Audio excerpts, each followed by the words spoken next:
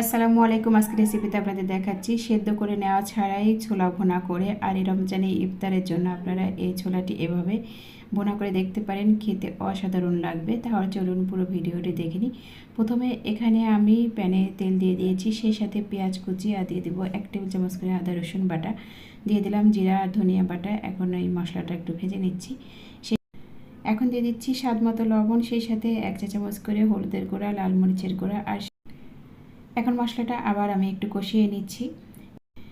এখন দিয়ে দিচ্ছি কুচানো একটি আলুটা দিয়ে আবার একটু ভেজে নিচ্ছি। এখন দিয়ে দেবো আগে থেকে ভিজিয়ে নেওয়া 1 কাপ ছোলা। এখন ছোলাটা ভালো করে আলুর সাথে আমি কিছুক্ষণ কষিয়ে নিচ্ছি।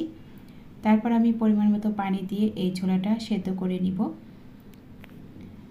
এখন চুলার আঁচটা মিডিয়ামে রেখে একটু সময় নিয়ে আমি এই ছোলাটা এখন সেদ্ধ করে নিচ্ছি।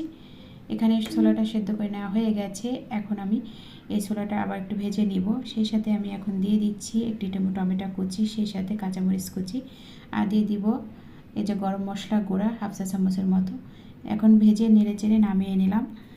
এই তো আমার তৈরি করে নেওয়া হয়ে গেল সেদ্ধ করে নেওয়া ছাড়াই এই যে ছোলা ভুনা। আপনারা চাইলে এভাবে আপনারা এই ছোলাটি ভুনা করে নিতে পারেন, খেতে অসাধারণ লাগবে এবং পছন্দ অনুযায়ী আপনারা এভাবে পরিবেশন করে নিতে পারেন।